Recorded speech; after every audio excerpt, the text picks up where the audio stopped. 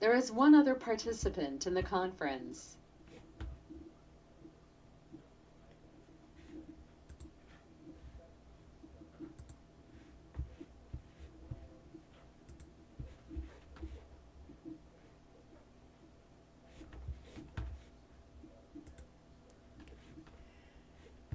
All right, greetings. Let's make sure everybody's getting, let's see, video should come up here, maybe. Oh, I think I have to screen share on here for you all to be able to see this. Okay, so I think you should be able to see the desktop at this point. Those on, and if you are in the call, if you could say, there's a reaction one, if you could do a check there or post in the chat that you're able to see the desktop. Should see like free conference call.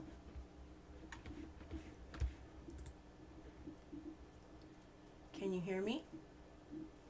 Yes, I can hear you. Oh, great. Thank you. All right. Yes. Pardon my getting set up here, taking a few minutes. I've been preparing for this evening's assembly call. Okay. So I've also been getting the presentation ready for that as well. So are you able to see the screen share where it's a video of me showing me as well as the... Yes. Oh, great. Okay. Awesome. Yes, Okay. Thank you. I can see it. When you're the first one in the call, that's what you get tagged, right? Yes. Thank you so much. I greatly appreciate that. So, go ahead and take a moment and introduce yourself. You just say your first name and what county you're on. We want to welcome you. Okay, I'm Juan. I'm up north in Miami County. Awesome. We welcome you. And we'll go ahead and get things started. Go ahead and mute if you would during the call. But if you did have, if you had questions, the reaction tab has raise your hand. And then you can, and I'll do my best to try and make sure I catch it to see it. Otherwise, if not, you can unmute and then say, may I, to be able to, if you had a question. But I do try to incorporate segments for questions too. Okay? All right. We'll go ahead and get this going. All right. So, again, welcome on. And those that are on YouTube, if you are on YouTube, you can, I hope that should be showing for YouTube as well. Everything looks good. It says maybe live. Okay, so we'll see how that goes, and I'm also trying to figure out, making sure, because on the free conference call wall, that if you were not able to get into the call but wanted to listen in on it, oh, maybe I got to do this. Okay, hopefully now this will record, maybe, because it's supposed to leave a link to the past recording from here. So it most likely, I'm not sure if it'll be a video as well, but most likely an audio at least, I would imagine. I haven't used this feature yet, so we'll all be able, I'd like comments to help see how that works through on you all's side, okay? All right, and we'll just come with that as we go, but I just wanted to let you know that that's where, as long as I hopefully get work this correctly and remember, we should start seeing recordings up here that you can be able to go back to the recordings that were done through free conference call. Now, if it's also streamed on YouTube, you'll also be able to, you'll also be able to see it on the YouTube channel or Rumble. And Local and Odyssey should link to YouTube, which we'll tell you anyway. All right, let's go ahead and get things going so we don't, I think everything should be good. I see chat. Hold on just a moment. All right. Welcome, Angie, on Owen County. No worries. I was a few minutes late as well, getting ready for this evening's assembly call. Angie, I want to make sure, and I was going to send you an email, so I got you for a moment here. We all do this because of timing as it is. I'm trying to get you a link to be able to get you the recording from the coordinator's call from last week, with Anna, the training, and working to get that set up so you can be able to start getting in on that. So just wanted to give you a heads up on that. All right. And I've got more information in the assembly call this evening about that as well. Okay, so I will go ahead and get going with the call for this evening. All right. So again, make sure you're putting in your chat, whether you're on free conference call or YouTube. Put in the chat what county you're on, and if you're on Kentucky as well, make sure you put your state then, because we are supporting Kentucky with general training aspects. All right, let's keep going. All right, so we're going to go ahead and proceed with the Bivens decision. This is a public meeting. Anyone in this meeting claiming any form of U.S. citizenship or employment with any federal agency is now, for the next segment of this gathering, new member orientation class, invited to either declare your presence and business here, or we ask you to leave the class at this time. I will repeat, if you are a U.S. citizen or an undeclared federal agent, please raise your hands or post in the comment or vacate our gathering. It's not that you're not welcome. It's just you must let us know up front.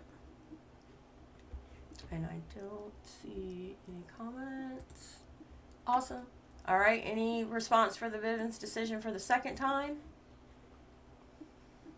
Hearing none as well. So for the third and final time, this is notice that if you don't respond appropriately to this Bivens declaration immediately, you are made fully liable for your lack of disclosure, and any so-called evidence that you collect is tainted and inadmissible. No one can attend any of our meetings in secret or in private without answering to a roll call or without announcing or declaring their presence. All right. So, summary from the last class, and the links are out there on at home on indiana.org. In the toolbar are links to the calls so that you can, and the links are on the pages so you can start getting the so you can start going back to the videos as well. So, review. The Belcher safeguard put in place by the founders allowed the assemblies to be called into session after a long slumber.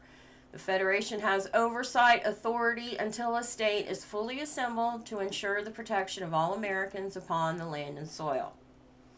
Everyone needs to consider why they're part of the assembly and why they correct their status. We went over that there are the land and air and water jurisdictions. So with air is the Pope, municipal, that's global and universal.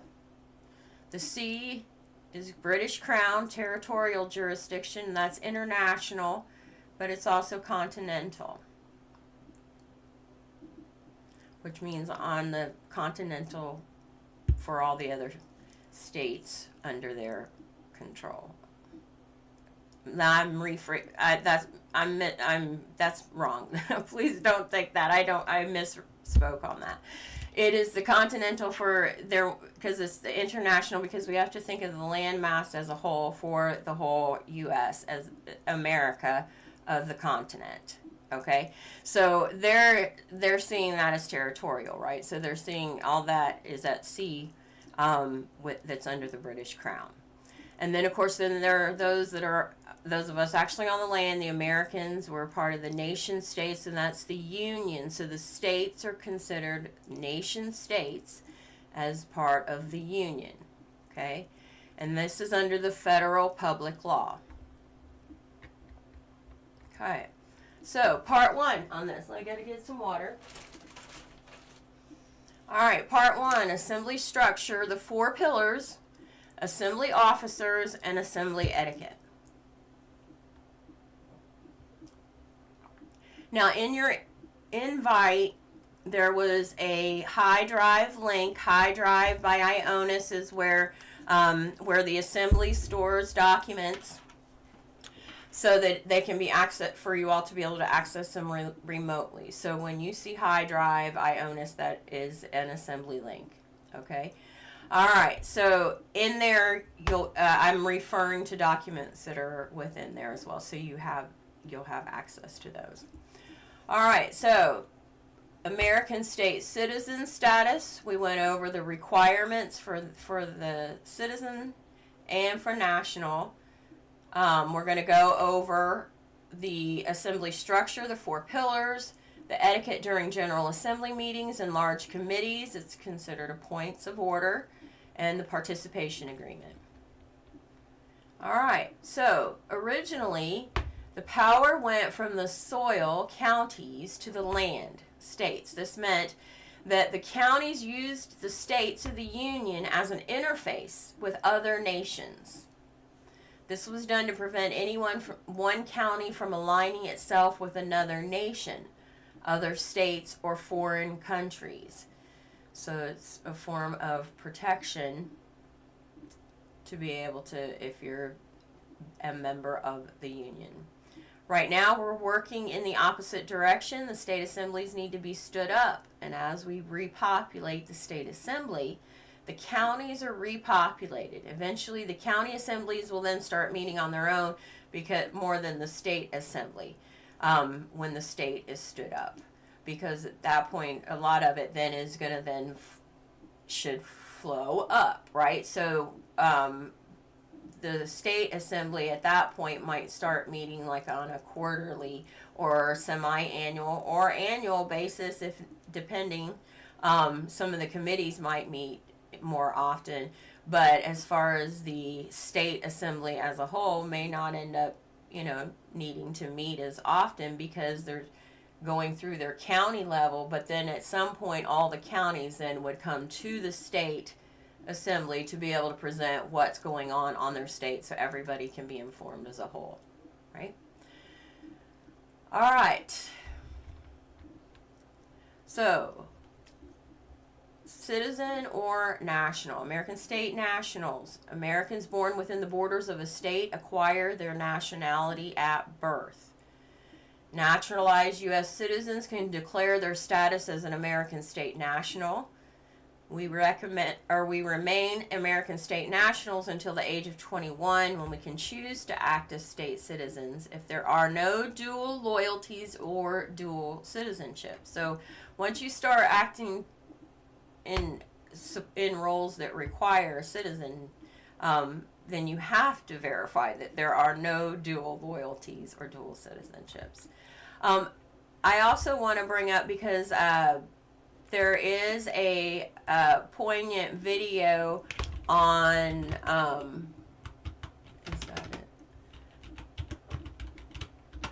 On the TASA site. It's on the, and it's so that you have a video as well. I don't think I put the link in here. But if you go to chart your course, and then right here, differences between being American and being a U.S. citizen. So you also want to be able to notice this, so that will help you notice those differences, so you can help start seeing that a American state citizen is not the same as a U.S. citizen. Okay, it's a reverse. Okay, it's really hard to get a U.S. national status, because they want everybody to be U.S. citizens, so they can bank on them. Whereas as an American, as a national, you can have dual loyalties if necessary, but it's also how are you maintaining yourself with that, right? Because you have to have your time to be able to walk through to figure out how to work through severing those conflicts of interest, should you want to move forward to also be a citizen. So I just thought that would be a great video to be able to help you in addition with that. Okay. So State citizens. The word citizen always implies an obligation to serve some level or form of government, and it's no exception here. It means serve. You actually do something. That means you have to show up. You have to engage in conversation, engage in all of what's going on, participate. Not just be on the receiving end, but it's also come to the table with stuff. Make commitments that you'll work through, supporting through things, but then follow through and actually come back to the table with your results, what you were able to come up with. It's following through.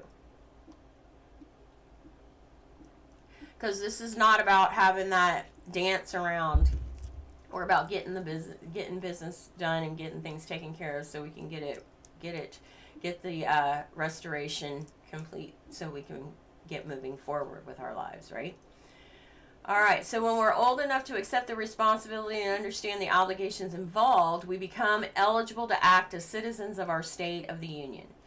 A state citizen must be free to make decisions impacting their state and its international relations and with other nation states with a clear mind and open conscience, unaffected by mixed loyalties to any other masters, dual loyalties, or dual citizenships.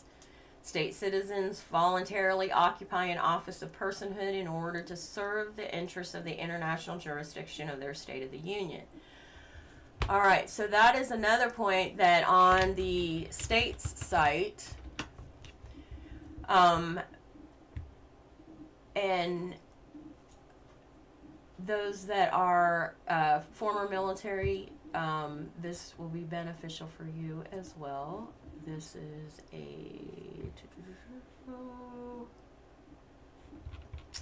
it is the here we go. Quick start help for vets. It gives you a walkthrough that will help you to be able to see what has happened. And then that way to start helping to peel through a lot of that. There was a lot of programming that occurred through that process under misguided information and just clearly disinformation a lot of time.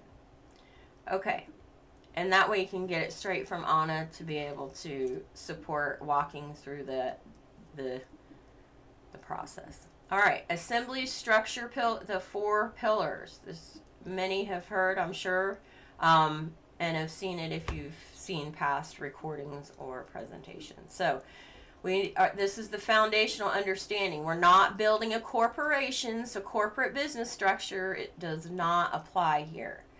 There are no power positions or anything like that. It's like at home, other than, you do have you should have a strong mom and dad that's there helping to make sure that things are maintained, but there's enough family members that they all pitch in, they know what needs to be done, and they just get the work done. And there's, some have assigned roles and some don't, right? But it's just got to get done in the first place, right? We're a committee-based, everyone's working together in self-governance for the betterment of their community. We work by committees to achieve this harmony.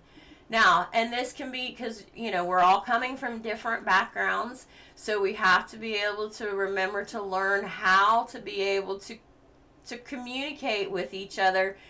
We haven't been in this kind of real connecting kind of environment in a long time to see what that looks like, and then to make sure it's in a harmonious state as well. So these are a lot of things to be able to help us walk through those spiritual, emotional programming to be able to bring us through, because we all want to get to this the new place that we need to be to get out of this mess, right? All right, so each state assembly consists of one body politic composed of all declared state nationals and citizens living within the boundaries of each state.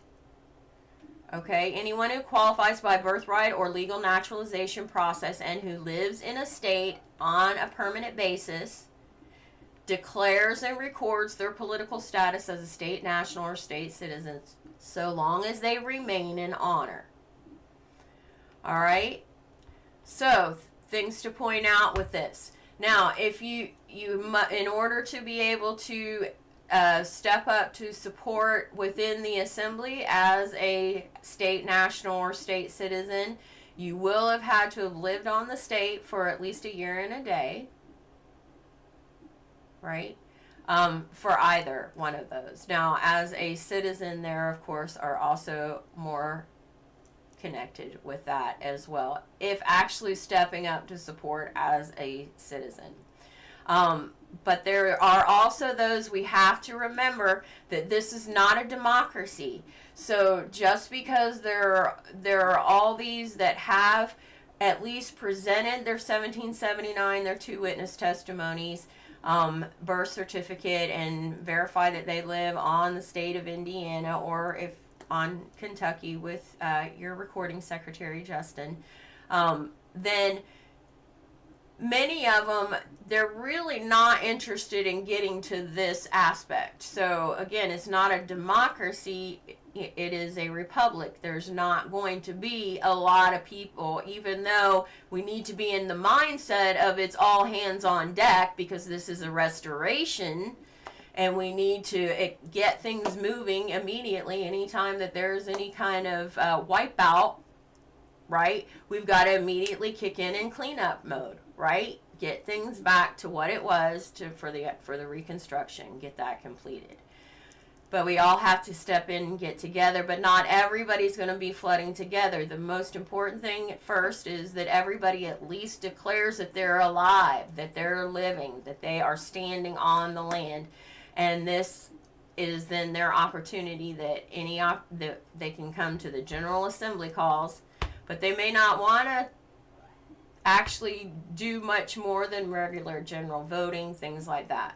So there's going to be more of those at this point, because we all have our lives to live, and that's the point of what we're trying to help make sure is that everybody's lives are improving from this, right?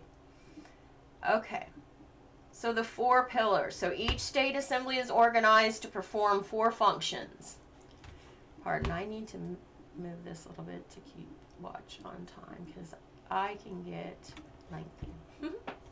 Okay, so the General Assembly provides a public discussion and decision forum for intra-state business within the state, just within the state, not on any other states, nor at a federal level, nor at any global level.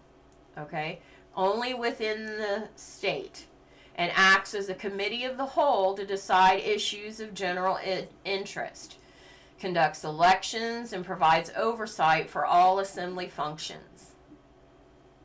All right. The International Business Assembly. Now, the General Assembly is going to be composed of nationals and citizens. And they're going to be papered up or armored up, but they're going to at least be papered up for the General Assembly. All right. The International Business Assembly, they have to be armored up at that point, because it's composed entirely of state citizens. Conducts the international business of the assembly. That's international, meaning then dealing with matters that are cross state lines, and or other countries. Okay. Conducts the international business of the assembly, and then the link there, and I'll have the high drive link to this presentation in the YouTube description after the call. But the link there is the federal record, but it is also, you can also find it on the state's site here in the toolbar federal record. Okay, and you'll be able to see everything that's been done, everything that Indiana has participated with on the record as well. Third, the General Assembly provides the court services and oversees the grand jury and trial juries, officers, and functions of our American courts. This is the biggest key that everybody has to remember. We've got to get stepped up, because the sooner we get this one in play, the sooner we can actually start bringing help to Indianians with all the fraudulent court cases. Okay, this is the biggest one that is going to start helping to relieve Americans, Indianians, the quickest, right? And that's what Anna has said is the first that we've got to get our jural assemblies up. And it just happens that this evening is the jural assembly call. So, and it is for state citizens. But right now we're doing a lot of just basic education. So it is that they are at least armored up, and a participation member agreement, I think, for the Zoom link. But you're still able to access it and watch it streaming on YouTube, so you can see all of what's going on, as well as it should be, hopefully. I'll have a recording link that'll be up on the website for free conference call, as well as hopefully that radio recording link there too. I'm working on that. Okay, and then the fourth is the Assembly Militia. That's the community response team. It's focused on promoting public safety within the boundaries of their county and their state, and is the well-regulated militia guaranteed to each state and county for its internal security. And remember, we're all part of the militia, because the militia are the people, and we'll go into that more so. Okay, now we're going into each one a little more detail. Any questions real quick? I mean, okay, we'll just keep right on going. I'm sure things will get clearer too. Okay, so the General Assembly meetings are public meetings. If there's any private or sensitive intra-state business, the agenda is split and the public portion is closed, so that only state nationals and state citizens participate. Right now, we don't have private business. Okay, so, and that is why it's also because of the most recent public alert to the assemblies, Anna has nationals and citizens only that are the ones that participate to attend. We're having to attend the Zoom calls where they have a invite for that link, but then those that are for the public, when we have those, they also get their emails, their access as well. But the recordings are also available afterwards, so you can still keep current as to what's going on. So regular assembly meetings are scheduled and posted in advance, and we are currently meeting bi-weekly. The first and third Monday are the General Assembly, and the second and fourth are Jural Assemblies, with the exception of this month because the fourth Monday is Christmas, so it is adjourned to then that second Monday in January. All right, so points of order. Rules of conduct for the Indian Assembly have been adopted and are discussed in the etiquette part of this presentation. In the high drive from on Ionis link there, and it's a zip file so that it would compress it so it's not such a large file in the uploading and downloading process. The points of order are in there as well, and the General Assembly is a committee of the whole. All other committees are subcommittees, and in there is also a document that gives more details about committees. All subcommittees are formed in the General Committee or General Assembly, where everyone has a chance to join the committee. Okay. Right now, the Federation coordinators conduct General Assembly meetings. All right. And those that are interested in co-coordinating, because Anna is opening up to those, she's doing a special coordinator training countrywide, and she's opened it up to even those that are interested in being co-coordinators. There will still be a lead coordinator, because you can't possibly communicate if you have like 50 or more co-coordinators on one state. So there's still one lead coordinator, and then all the co-coordinators, so that the information gets distributed out, and then sharing the load, right? taking it bite by bite, work through what we can work through. New member orientation committee. Okay, so now we're getting into recommended committee. So, general education committee. This is like for Wednesday's calls, right? Produces educational materials and programs for general membership and public. Also would be, right, so you would be able to, like there's many opportunities for readings for that you could do as a offer as a possibly to be able to do readings of other materials to be able to help support everyone in their training and getting the court set up. But that's general education as well. But it's similar to that because there are a few things that that you can start doing as general education, but that's kind of along those lines. New member orientation committee. That's putting this kind of call together, and to be able to have them more often, right? To be able to, as the flow increases, so that more and more can be able to start getting this orientation in place for them as well.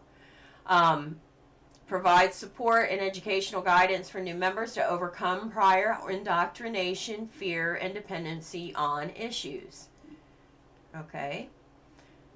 Because we've all had to walk through this in some form or fashion and breaking through it so that we're not bringing the old baggage with us, right?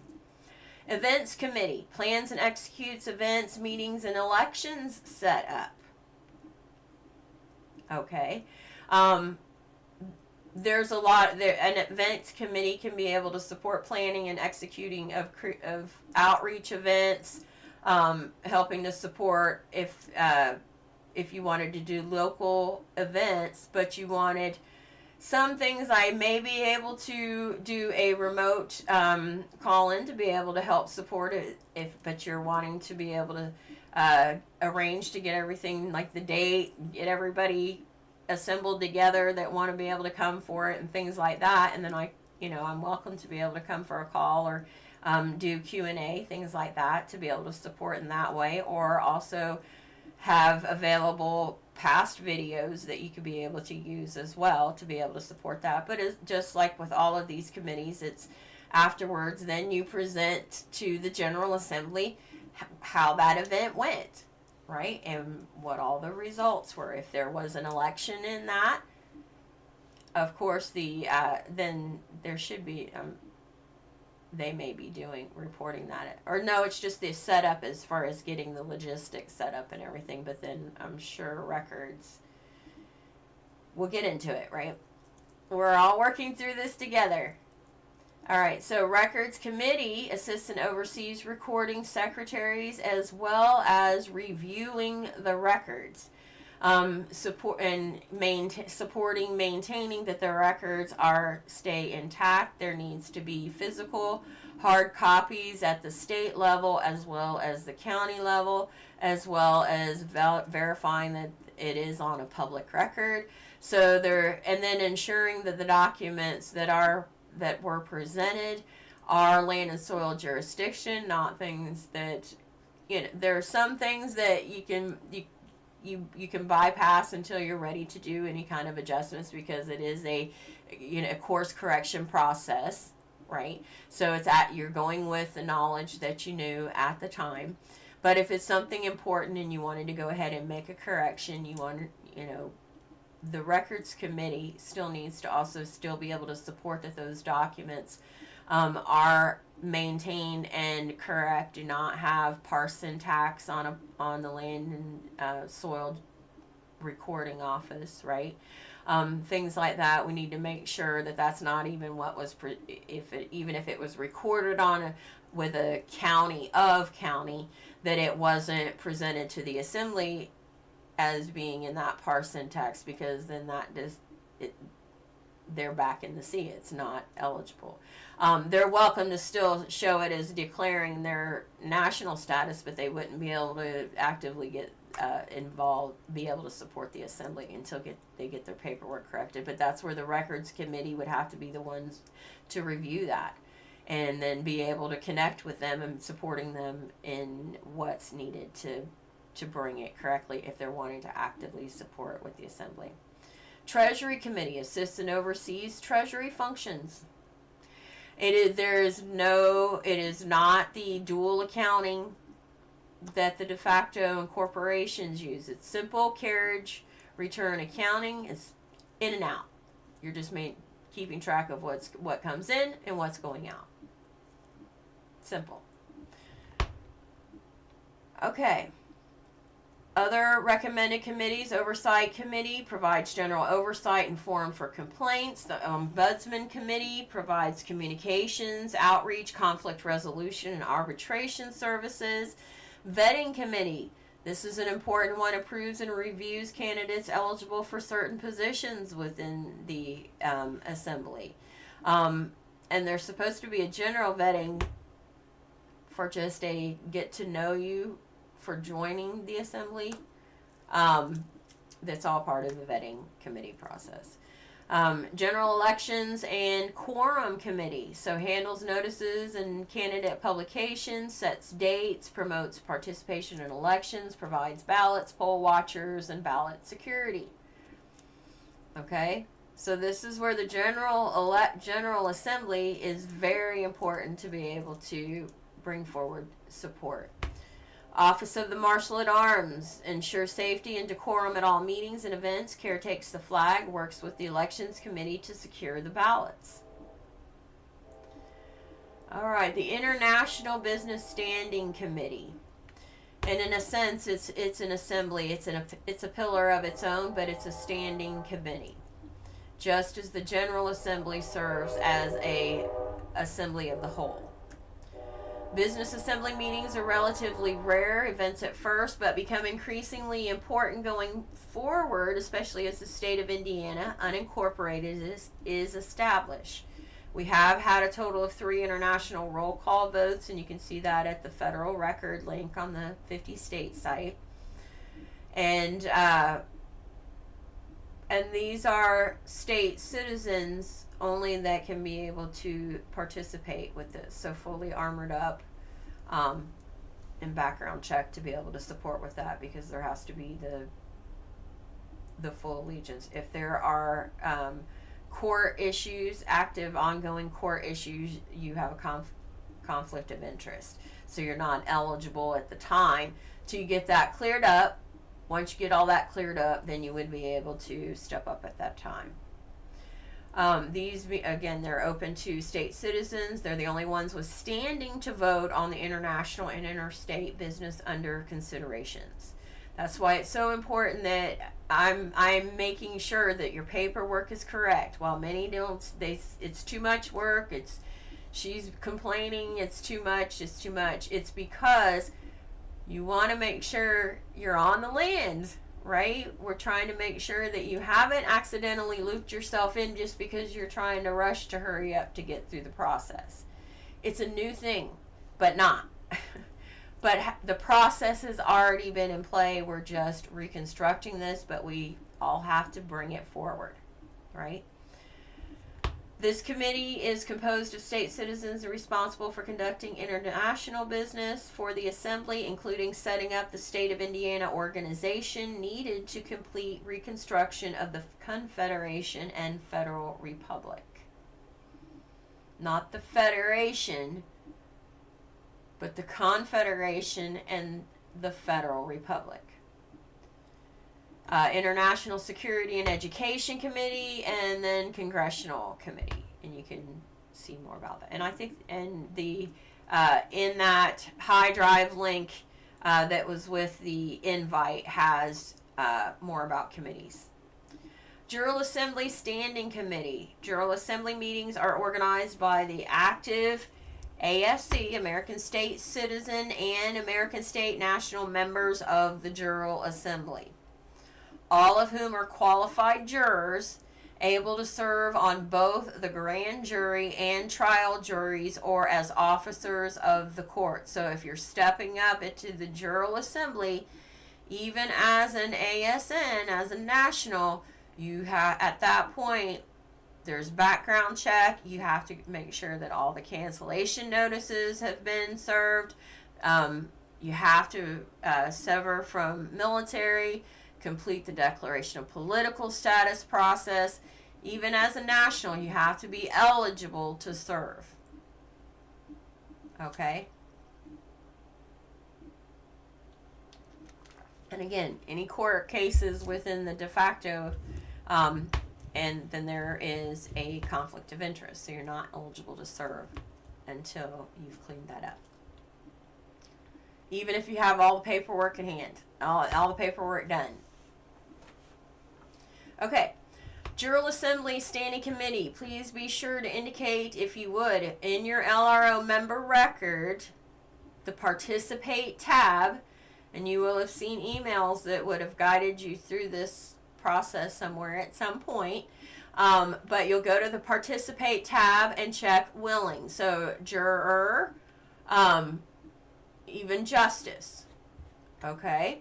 If there's anything else that you're interested in, this helps us to be able to support, we're to be able to make sure to direct you in the right way, right? To be able to help get, that's the role of a coordinator, is to be able to take the information and be able to support who can go where, that's going to be able to help. Abilities, any of these abilities that you can be able to check, that would be super, super helpful as well. So we can be able to utilize that. And it will also be it'll be beneficial across all the pillars. But again, if you're interested in the Juror Assembly, make sure you check juror or justice. Juror Assembly recommended committees. Court Venue Committee seeks accommodations for the courts to hold sessions, negotiates use of our public buildings for this purpose, serves notice that our public courts are restored, invokes Ex parte Milligan. Ex parte Milligan, it happened in Indiana. Here is study.com, can take you through the Ex parte Milligan, and also here is an overview of it as well. Law Education Committee, Jury Pool Committee. Jury Pool Committee develops pools of competent and eligible jurors to serve on both trial juries and grand juries, administers selection of jurors, reimbursement of expenses, and other issues related to maintaining and caring for jurors. There's also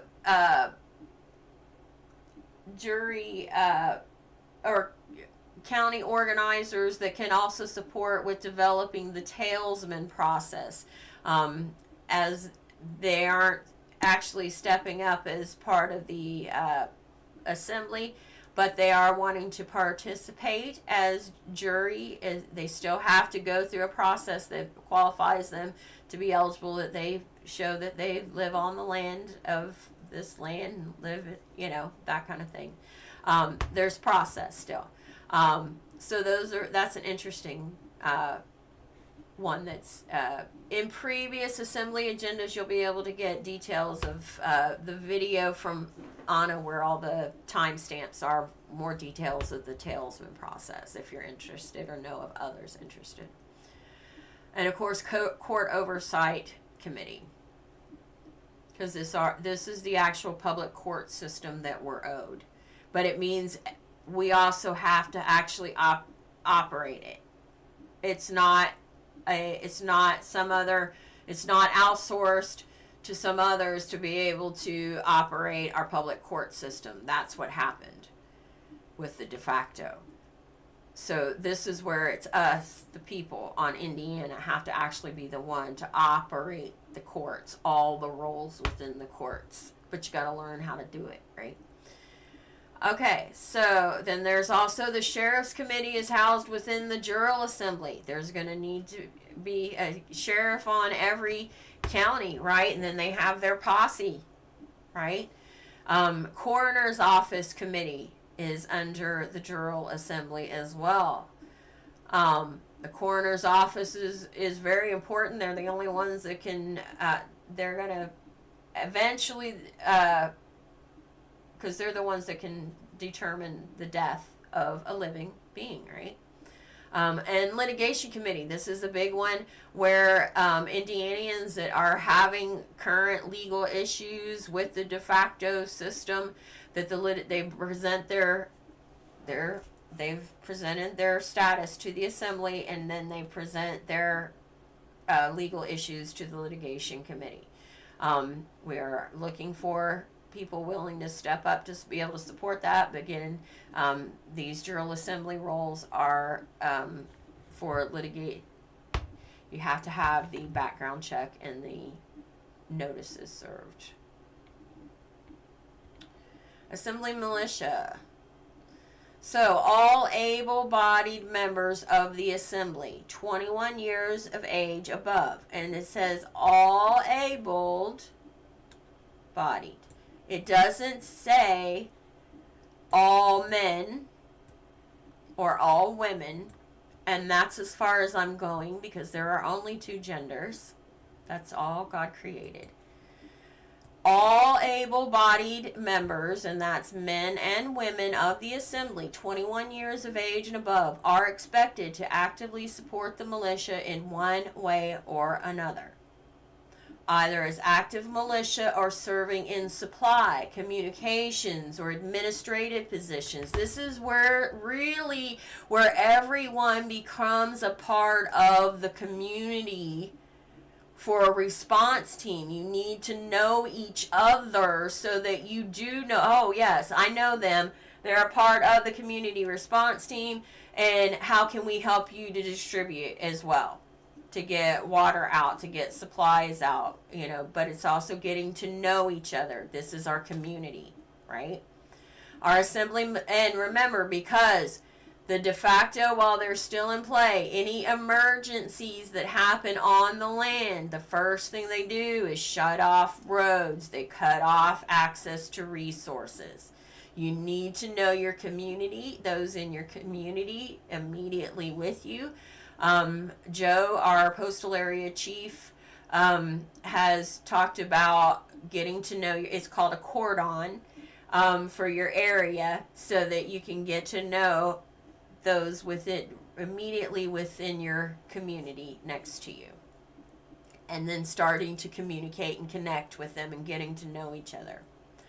Our assembly militia will soon maintain a schedule for training, conduct exercises, and business unique to the militia. And it's not any form of doing any of weaponry training of any sort of like that, because that's on the living man or woman as to how it's called the castle doctrine. How you choose to protect yourself, your family, and your home is on you, and therefore your choice of weaponry then, because it's your choice of how you're trained in using that. So there are some things it's more about coordination. It is about communication, how to set up a communication systems, and how we can be able to get the community more involved with supporting each other. Again, on the participate tab within your LRO member record, check militia, that you're willing to be a member of the militia, even have no clue what it is that you want to do, or if it's just that that you'll as soon as some trainings start happening, which we have at the end of each segment of the assembly calls, but until you're at General Assembly, which right now it's general, but right after we're also including militia training, because we have Joe, our postal area chief, comes to all of our assembly calls as he can, because he too is working and has a family. We all have our own busy schedules, but for the most part, he is there at every call, and he is there to support giving us training on how the militia connects with that assembly, if it's the General Assembly or if it's the General Assembly call, and how they coordinate and work together. And again, if you have abilities, check any abilities that you have. That would really be helpful with this aspect, because then that's how we can start building connections locally within the communities. and providing a lot of this support, because a lot of this support many have outsourced or have been forced to outsource it to corporations that they don't know how to do it themselves. So those that are able to do these, have these skills, they're going to be very valuable in helping us to support and train the new ones coming in, and how we can start separating out from the corporate role models on that. Committees. Okay, we'll have to start getting going on the time. All right, so recommended committees. So we have membership committee. So for specific jobs within. So if you're, so of course that needs to be established for candidates and vet them for those specific roles. There's going to always be general militia activities going on as well, where everyone is that are declared nationals and citizens that would be invited to as well.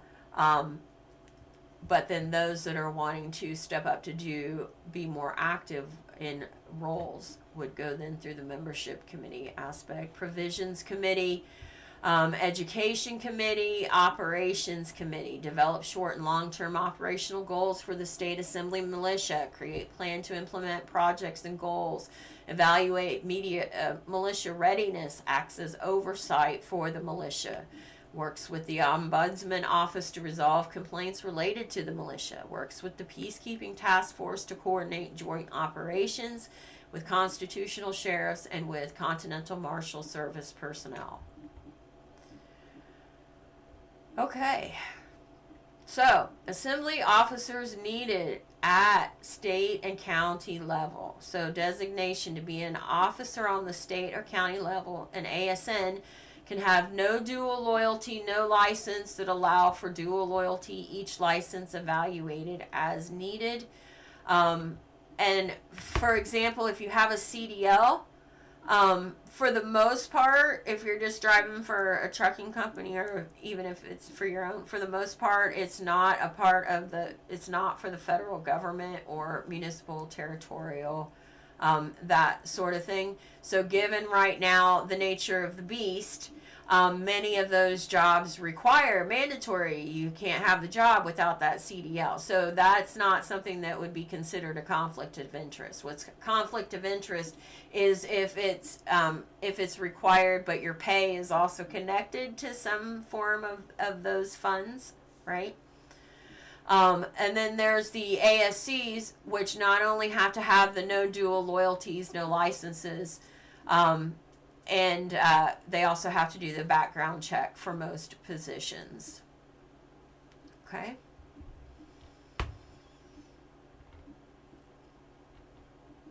And depending on no court cases, active court cases, because that's a conflict of interest as well. Okay, state level officers. This is a handy dandy list to give you an idea of what status that you can stand as in order to, if you wanted to step up for these types of roles. So we're at this point. There's looking for chairman pro tem, spokesman, speaker for the General Assembly. It is the chairman pro tem that is the one that will then be able to send those letters of notices to the de facto on behalf of the assembly of what actions that the assembly is doing. The state coordinator, Anna has clearly stated that the state coordinator is not cannot send those letters. It has to come from the chairman pro tem, and then that way they're honored and recognized. Also looking for vice chairman. Now, the chairman and vice chair both need to be citizens, because we're talking about the General Assembly, and they need to have single loyalty to the state of Indiana, not to other countries and other foreign interference. Same with the vice chair. Now, the secretary can be the assembly secretary, one that will be supporting connecting with everybody of the different committees about what information they're wanting to present for the agenda. The secretary helps to support the agenda being put in order for the General Assembly, like these presentations that I put together, and making sure that all that is maintained for the General Assembly. It's not a secretary for like a recording secretary. It's for the General Assembly. The treasurer needs to be a citizen, and that because they're actually handling money, handling funds. We'll be needing a librarian or historian. Also, a term that's been rolled around is archivist, as a national, because you would be having connections with various sorts to be able to trying to retrieve as many physical copies, originals as possible, things like that, to establish the state library. And at some point would be a part of supporting how to develop the overall library and maintain, pulling their old library from the de facto system, that sort of thing. And of course, it goes through the various roles and what the terms are. A national can be a moderator. A moderator, in a sense of if you've seen the previous General Assembly calls, me of just keeping things moving, is the moderator aspect. The secretarial aspect is the putting the agenda together. All right. So, and everyone pitches in wherever it's needed, whenever it's needed, and we all have our own. We have our own lives, our own work that we work with in our families. So we do put in whatever it is that we can to support. And so you can see all the different roles there. All right. Then here are what the status requirement is for county level officers. Okay. And each county, 92 counties on Indiana, 120 counties on Kentucky, are going to need each of these roles. Again, we the people are actually supposed to actively fill the roles and operate these offices, not what's been put out there. Okay, so what are the 4 pillars? Does anybody want to take a answer that?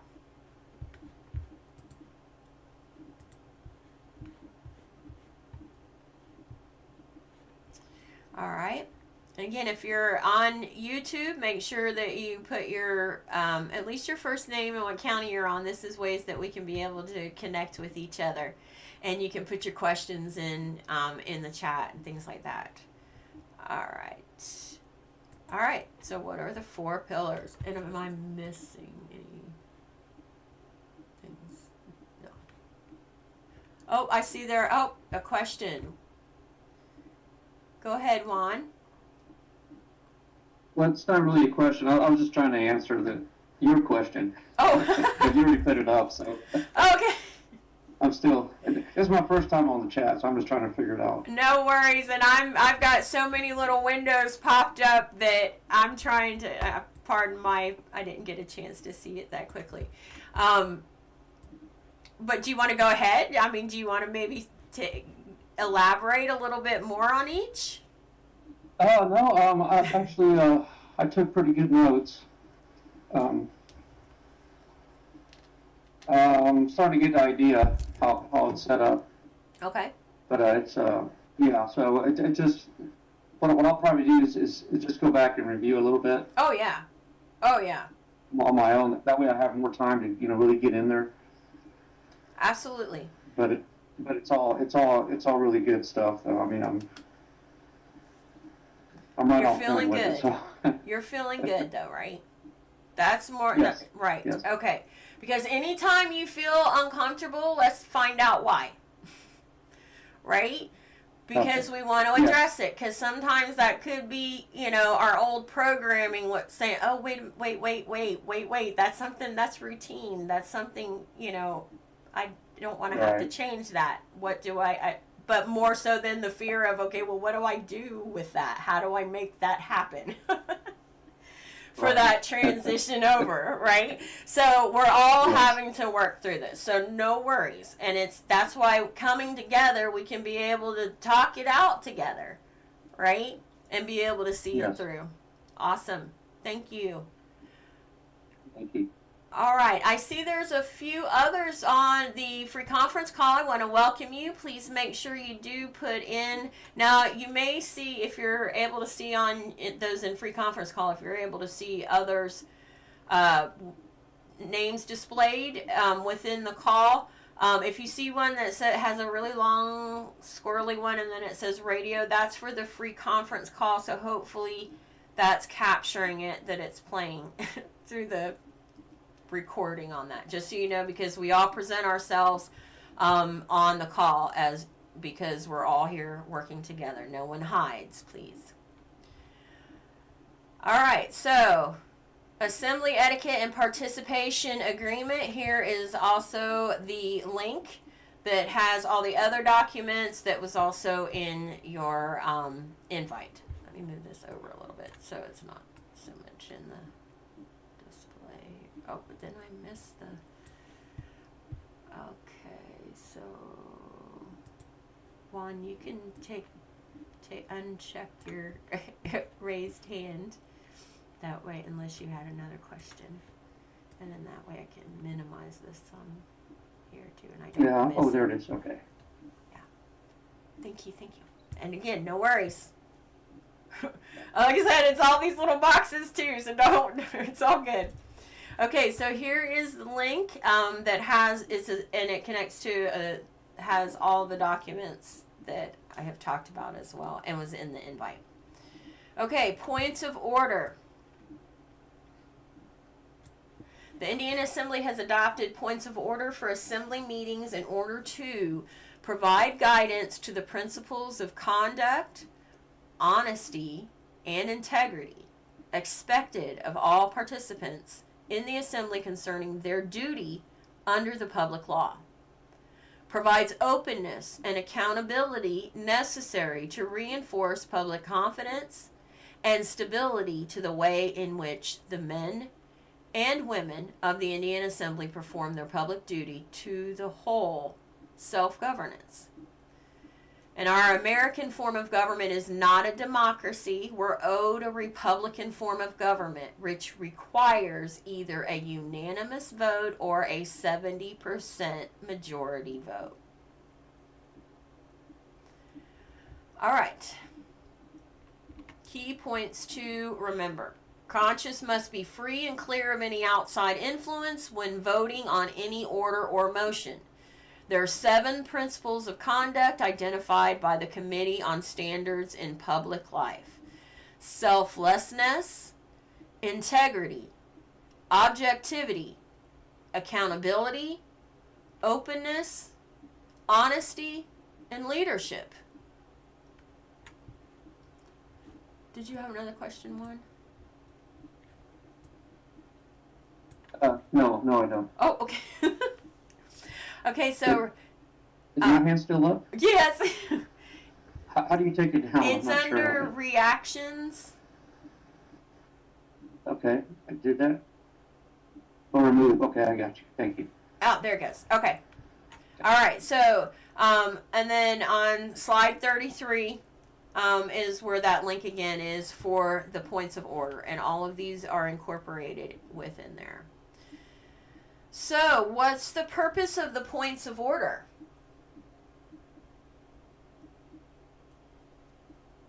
Is anyone interested in answering that?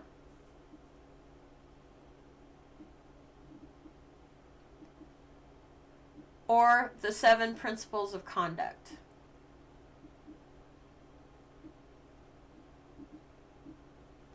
Okay.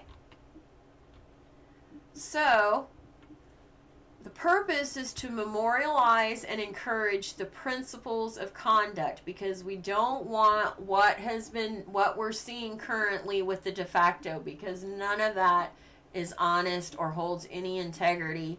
They are not for the living people at all. They will leave you behind in a heartbeat.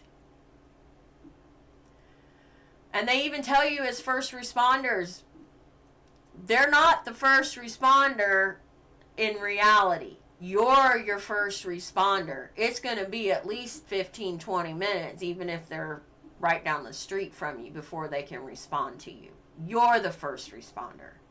They have to go through a whole chain of events before they can figure out whether they can go, whether they're sent to go there or not.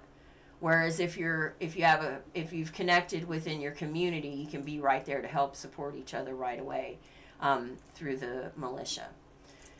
And then the 7 behavior is selflessness, integrity, objectivity, accountability, openness, honesty, leadership. And it's hard to walk in all of this and still remember that who we are. But we've got to hold these values so that we can bring forward a better, what the founders, when they set up all of this in the first place, these were the values they were already felt that the men had at the time. And so they didn't feel it should have been necessarily stated, but we're in a society now where we've got adults trying to tell children that they don't know whether they're a boy or a girl right now. So right now we've got to outline everything for everyone as to reminding us as to where we need to really be for a better future. And these are the values that our country was founded on. Okay, the Indiana Assembly Participation Agreement.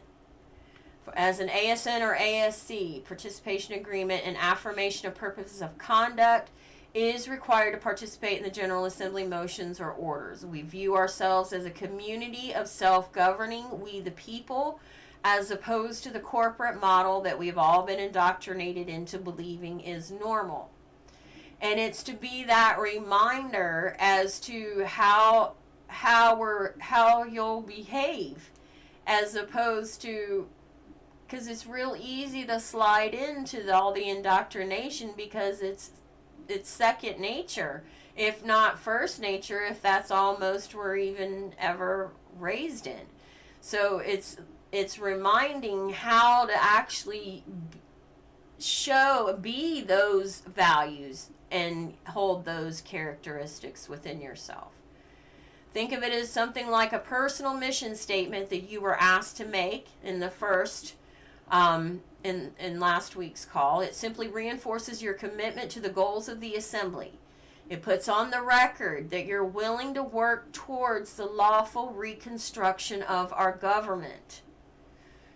So many U.S. citizens are quick to sign up for anything and everything, but are also, they'll Christmas tree any kind of, form that you're really trying to document. You're trying to actually help to gain some knowledge to help support everybody, and then not follow through. So it's holding yourself accountable as to the importance of this. We have a window of time to fix this. Consider the efforts being made. We can only skim the surface in these 3 classes to provide a very basic foundation of knowledge. We've got a lot of material to cover, and this is just basic, right? We ask you to please make a commitment to daily study, seeking out answers regarding how you will self-govern and what that requires. We the people are the actual de jure government. Again, that's where I was saying we the people have to actually populate these offices and actually perform the functions, do the roles in our best, highest standards coming forward to help everyone. Will you put the effort to properly reconstruct our lawful government no matter how long it takes? Will you complain or give up? Will you focus on the bigger picture or the lawful reconstruction of our republic? And again, we're here to restore and reconstruct. We're not here to reform what's already out there. That's their business to handle. And we're seeing in various layers that they're actually starting to clean house. Things are actually starting to move if you're paying attention over there. But that's not our world. This is our world that we need to focus here. And we have so much to learn of what we need to do to be able to fill the roles correctly that we were owed. But we have to be the ones to fill the roles. So what is a republic? A form of government where the sovereignty is vested in the people and is delegated to the servant government. Democracy, a form of government where the minority has no rights and the majority doesn't need them because the mobs rule. Videos available with explanations of what a republic and democracy are, and here are links that you can be able to go back to see those. All right, so part 2, committee-based organization and what it means, militia and post office. So overview from what we've just talked about. So the 4 pillars, the General Assembly, the Business or International Assembly, the Jural Assembly, and the Militia Assembly. And then we went through the committees, and in the link has the list of starting committees to be able to work with. And we went through the militia, that it's all able-bodied, not just all men, all able, or all former military. It's all able-bodied men and women. Okay, ages 21 to 45 at least, but age also, Terry, she says, as long as if you're able to pass some water, you're able to help, right? Anything you can do that's going to be able to help your neighbor. This is what we're here to do within our community.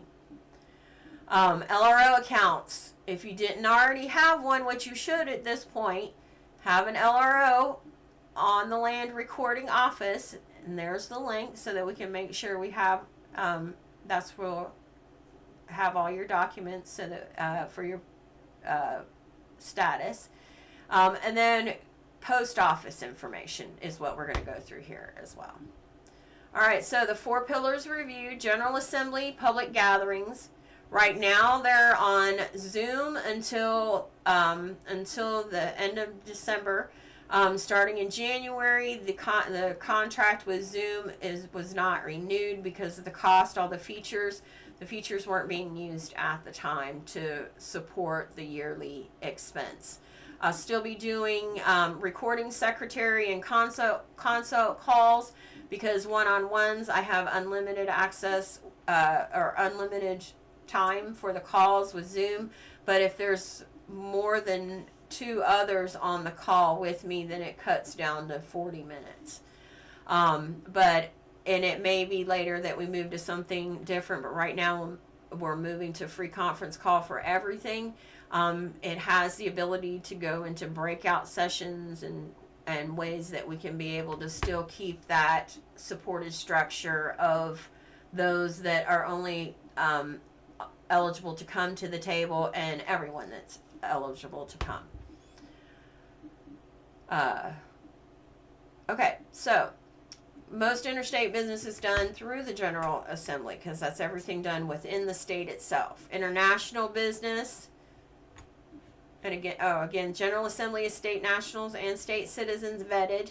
And vetted U.S. citizens that show interest in the Assembly but live on the land of Indiana, or if you're on Kentucky. Most interstate business, again, is done through the General Assembly. International Business Assembly, comprised of American state citizens voting on matters regarding international, outside of Indiana. Militia Assembly, bring the people from public to private. The majority of people are in the militia, which is people unless you are too young or too elderly to be able to participate. Juror assembly. By joining the state juror assembly, you're agreeing to serve as a juror and act in the capacity of a state citizen. This jury duty is the fundamental building block underlying the public and organic law of this country, and it's not the same type of jury duty as what the de facto municipal courts created. Jurors actually participate in several layers within the background end as well, not just the one-time show up type of thing. All right. Okay, so to start, we're a committee-based organization. They have no special authority aside from the subject matter each committee is responsible for. So they're not supposed to stay, they're supposed to stay in their own lane. They're not supposed to be going on other topics outside of what that committee was is designed for. They're where the work gets done, the committee, men and women. And the committees are equal. No committee has a more perceived power than the other. They're all part of the whole. This again is the General Assembly, and all committees for what aspects they're for. All committees are considered subcommittees under the General Assembly structure. And from Honor Rights, be prepared, our American assemblies don't operate as corporations, and they don't have a top-down structure with a CEO at the top of a pyramid. American state assemblies operate using a multiple committee structure to get things done. And the assembly chairman is a spokesperson, not a CEO. All committees are formed in the General Assembly to gives all qualified participants the opportunity to join a committee. Some committees will need to be vetted, and the General Assembly will vote for those committee members. Most committees are comprised of American state nationals and state citizens. Although dual loyalties and dual citizenship prohibit some from chairing committees, i.e. bar attorneys, insurance agents, real estate agents, but they're still able to participate. What's a qualified participant? One who has completed their paperwork, is recorded and published, and can verify by producing the records, completed all the additional notices if applicable. Like, not everybody is military. If you didn't have there are some that I've come across that never filed or hadn't filed a tax return in more than 10 years. So in that situation, and they presented a document that's a statement of when the last time they had filed a return. Things like that. Okay? And anyone who has lived on Indiana for a year and a day, as I stated earlier, that's a key point. You have to have lived on Indiana for a year and a day to participate. All committee men and women need to be vetted to this standard. Okay? This is from Federation guidelines. There are certain areas where it has to stay within Federation, and then there are areas where that it is on the people to work with and through. This is to ensure that the core foundation stays solid, so that the assemblies, don't get off track with the foundational elements. We have learned that we need to give our committee men and women a strong foundation and understanding of what we're reconstructing. We've all been indoctrinated to varying degrees by the very act of recording and publish our status correction. We've purposefully left behind the British territorial system and the municipal feudal system. So do be mindful that we're not reconstructing the very thing we're escaping from. We're no longer subjects and slaves, so we need to unlearn and deconstruct all of our previous held beliefs. They govern by our consent alone, and they need us to believe they are our true government, that they actually have any authority over us at all. In reality, we are their bosses. Think about that. Okay? All right. So, and this is a volunteer system. We're starting from the ground up. We don't have the IRS strong arm stealing everyone's taxes, payroll taxes, or the state's strong arm through all the corporations convincing them that they have to apply that state sales tax. So there are no regular funds just pumping right into the Indiana Assembly. It's we the people that supports the Assembly. So your dollars and your and you can do in kind. There's a lot of supplies and materials that if you didn't want to send cash, but you had like right now, I am having printer issues with a printer that will be able to print, scan, be able to scan to a thumb drive, and be able to copy and color. And I'm operating using 2 different printers because they both are not able to do what I need. And now they're both sitting without ink. So things like that, are, ways that if, things are being able to help support the Assembly, because we're all a family. We're all coming together as a community to bring this up from the ground up. Every bit of support coming together. So all these roles, there is no pay right now. Not until the Assembly is starting to receive regular funds coming in on a regular basis. Then the Assembly at that point in time would be able to determine whether or not any pays start being elected to various roles. It has to be supported. You can't just come up with a role and a pay, and you got to find how that money is going to come from. And right now we're all volunteers. So review the recommended committees within the link on slide 33. See which one you would prefer. Make sure and send an email to records at theindianaassembly.org if you're interested. So, what's the militia and current positions?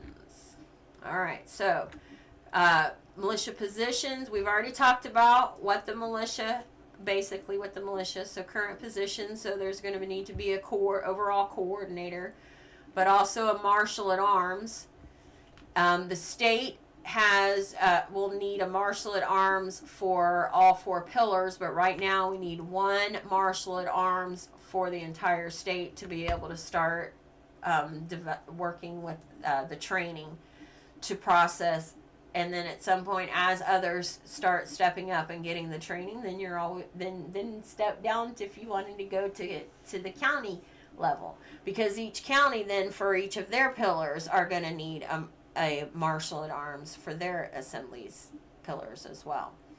And then building the CRT organizer, community response training organizer, the one that will be supporting the coordinator and out there of the community response training, of helping with connecting with communications, helping to for training. Yes, it is through the de facto, but it's already a system, a training program already in play is the CERT program, Community Emergency Response Training. Anyone that has any level of certification previously within that and are interested in possibly working with us to be able to develop it for the Indianians and Kentuckians don't have to go through the registration process and everything through it, but still receive that training. We're looking forward to that as well. Those are ways to be able to support. Okay, so what's the militia really? So it's guaranteed to us in the constitutions. It's not what the word militia has come to be associated with. It helps each county and state. Pardon, I'm closing my blind. It's now getting darker here. Okay. Militia helps each county and state when there's an emergency that hits anywhere in Indiana. And knowing each other within your community, we need to be able to create a communication system so that, one can be able to send to that area and start connecting out into your region, starting from either you picking your left or your right and start communicating next to each other. Is everything okay? What's going on? Whatever the channel is of information is. And start developing that aspect.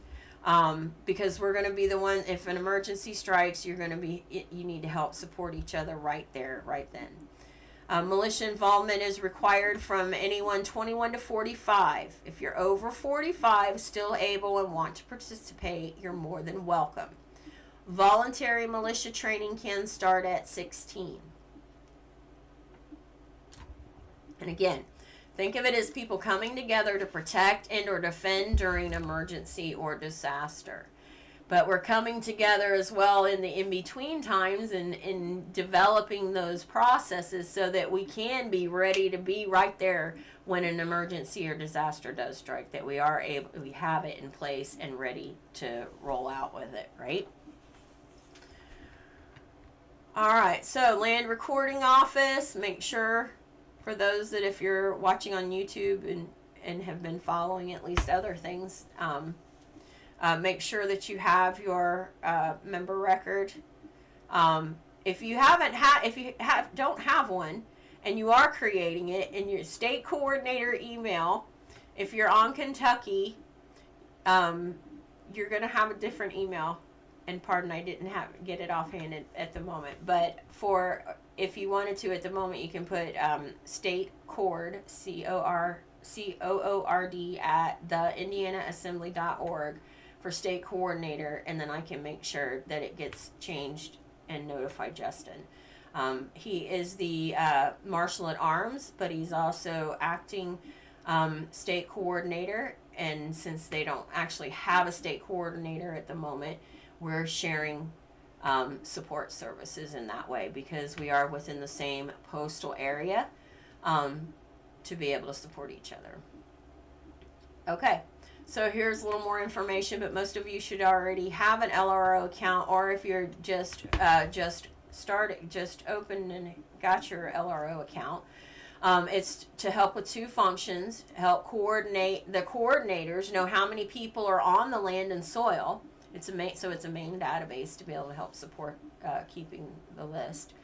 Helping the Federation offer services to those on the land and soil easier.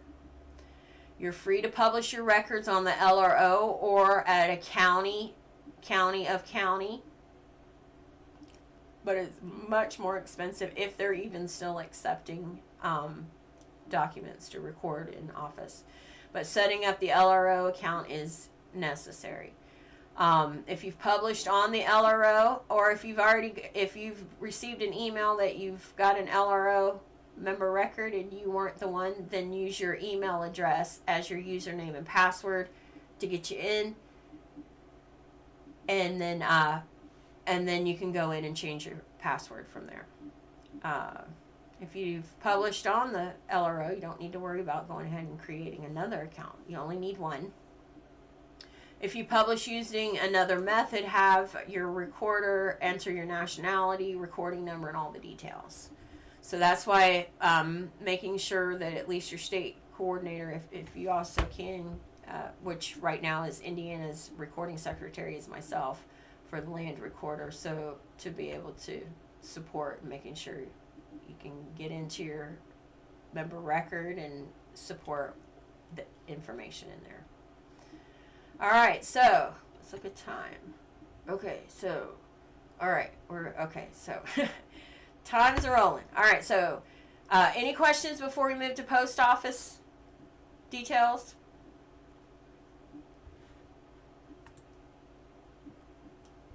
Scott, Lake County, welcome. Pardon, I just got a chance to be able to see that you're on YouTube. Welcome, welcome, welcome. Okay, so we'll go ahead and keep going. Post office. Okay. The post office, U.S. Post Office, and USPS, not the same. Okay? So, our lawful court of record. The post office is a branch of the military. They're the postmaster general. We, the people, have a lawful constitutional contract with the municipality for the post office. Customs, all related services to ensure the mail is delivered securely to its destination. The municipal court services contract was with the Holy See, of which the Pope is the ruler. And it's little p now because evidently he's been changing a lot. The Vatican was, which I don't know why they didn't catch a drift when he had a whole cathedral made of the head of a snake, but that's a whole other can of worms. The Vatican was created in 1929, and it's the only lawful contract we have for municipal government services. Their jurisdiction was strictly within the District of Columbia. They were only supposed to be within the District of Columbia, literally. The District of Columbia. They were not supposed to be outside of here. Or with us as far as being their jurisdiction. Why registered mail with stamps? When we're mailing notices, letters, etc. to public officials. Stamps are lawful money backed by gold and keep us in proper land jurisdiction. Metered mail is fraud. A $1 stamp on the back of a court recording ensures it $100,000 and guarantees it goes where it is intended to go and doesn't disappear, or the full force of the post office will rain down on those responsible. Your autograph written on a diagonal through the stamp in red ink cancels it. A judge cannot ignore it. Now, that's if you're using a dollar stamp, but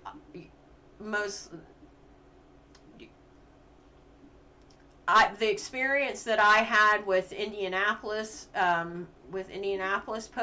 postal workers when I was, because my husband and I, we lived in Indianapolis from 2011 until 22.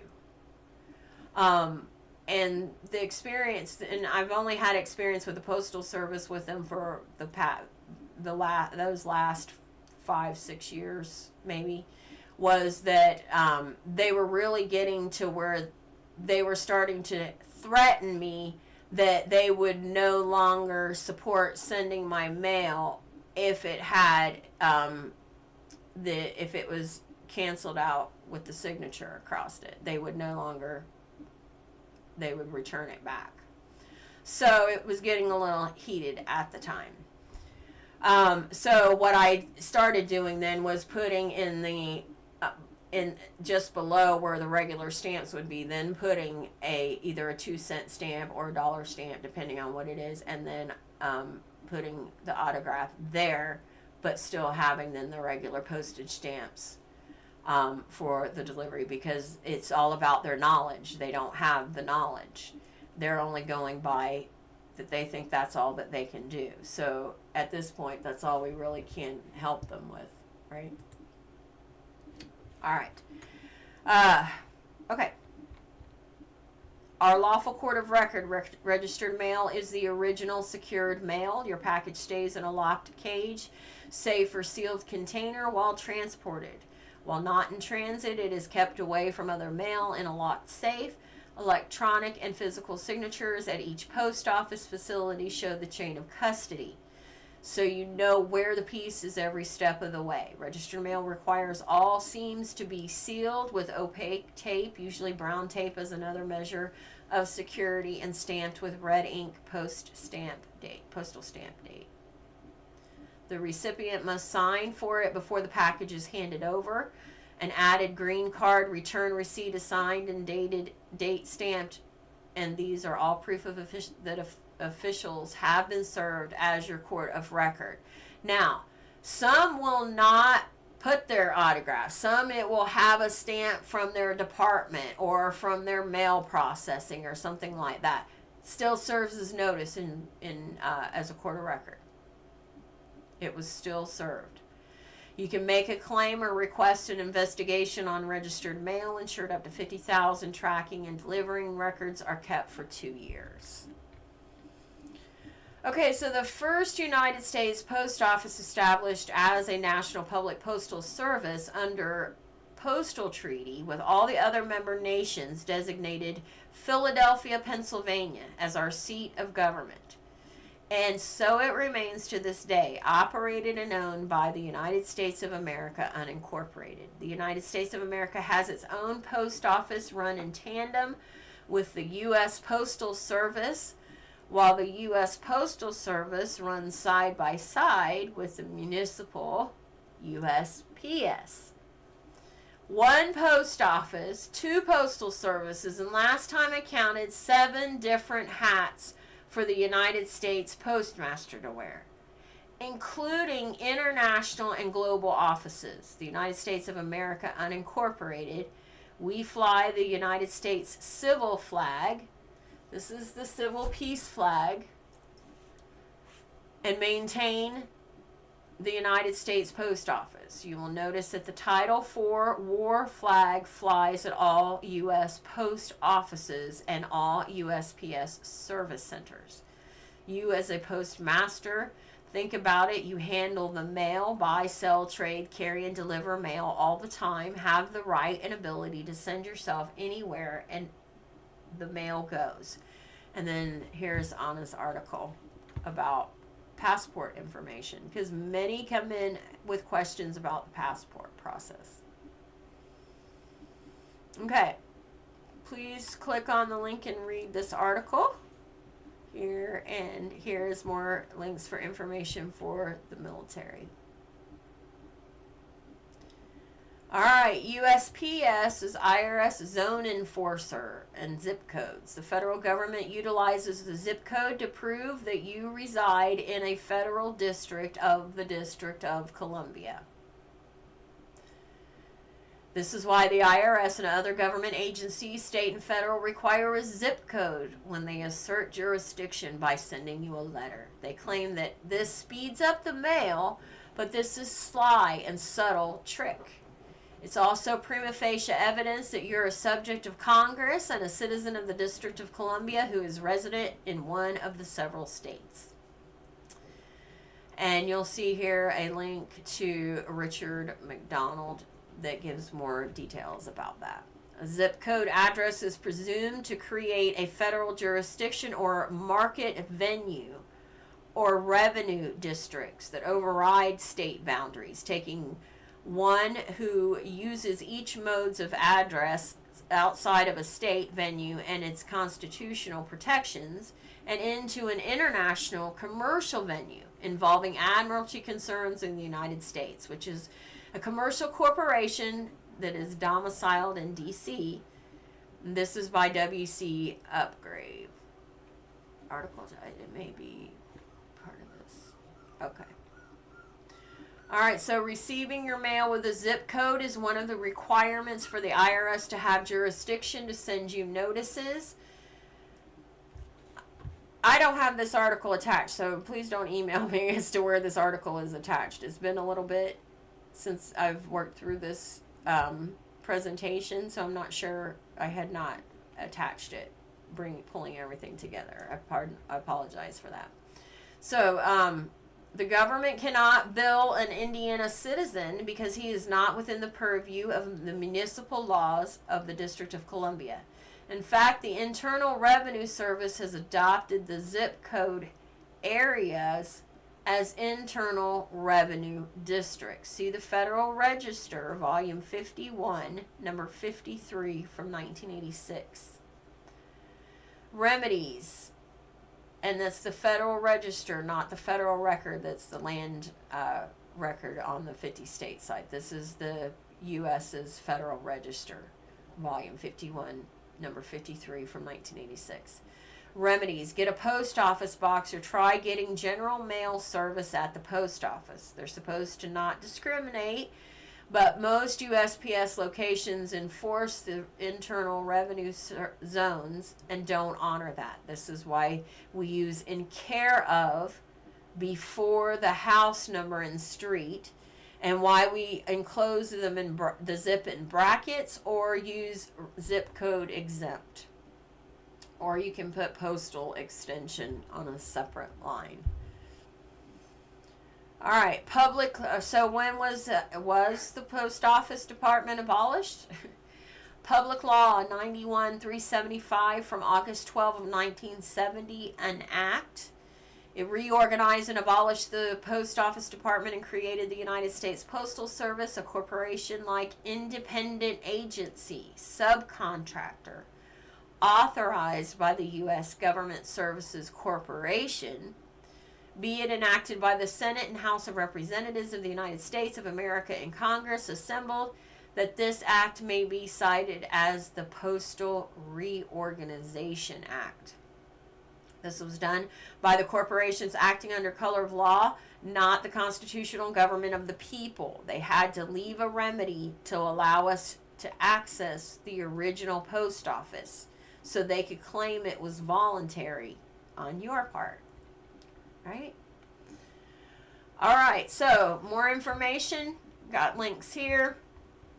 Brief report from Anna to be able to help support. Here's the link to the Declaration of Flag, books and other products available here, goods, and you can a lot of this information you can find here at this link. There, Terry has a challenge out to spend about 10 minutes a day just reading through that page right there of getting you up to speed on just what has happened to get us to here before even starting to develop how to support the growth of the assembly and reconstruction of the assembly. So review the information in the PowerPoint and the attached documents, the points of order, the assembly structure, committee list, the affirmation of purpose and conduct, either a state national, state citizen participation agreement, printed out, autograph in blue ink, include your bicolon and copyright in your own hand, wet ink hand, not just because it's on the paper. Put your red right thumbprint on it to seal it.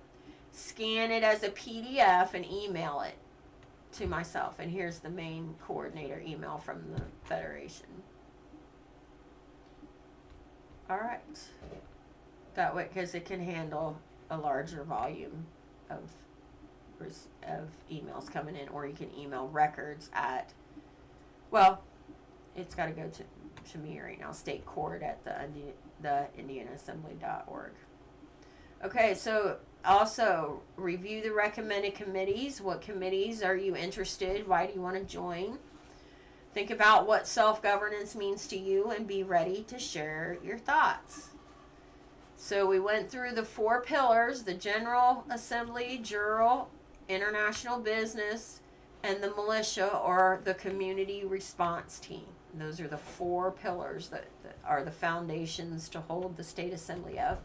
The points of order adopted by the Indiana Assembly, and the affirmation of purpose and conduct, and participation agreement. Once you're fully papered up, please print out, read, autograph, so forth. The assembly officer, and then look through the list of officers, state and county. Right now we're starting with state level, and then as more and more come from the county level, then the counties can start building those from that area. Some things we can start doing county level, like we can do some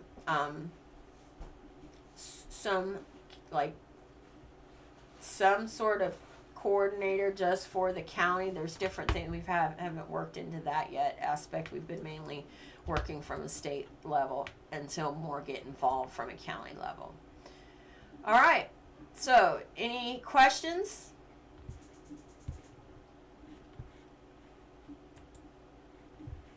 Again, I want to thank everyone for taking the time to come and learning more. And I will have the link in the YouTube discussion afterwards once I upload this presentation link to High Drive. And I'll have the link in the discussion on YouTube. And then on the at home on indiana.org website, you'll see in the top menu calls, and find the one for new member orientation. That may not be up. I may not be up till tomorrow because I have the General Assembly call for this evening, so I'm still wrapping things up to get ready for that. So that may not be out until tomorrow, but that's where they'll be listed there for the recordings and agendas there as well. All right, so if no other questions for this evening, we'll go ahead and close out.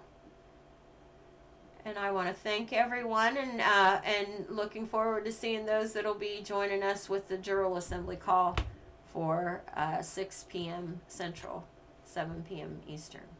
All right. I wish you all peace and love. And have a great evening. Thank you. Goodbye.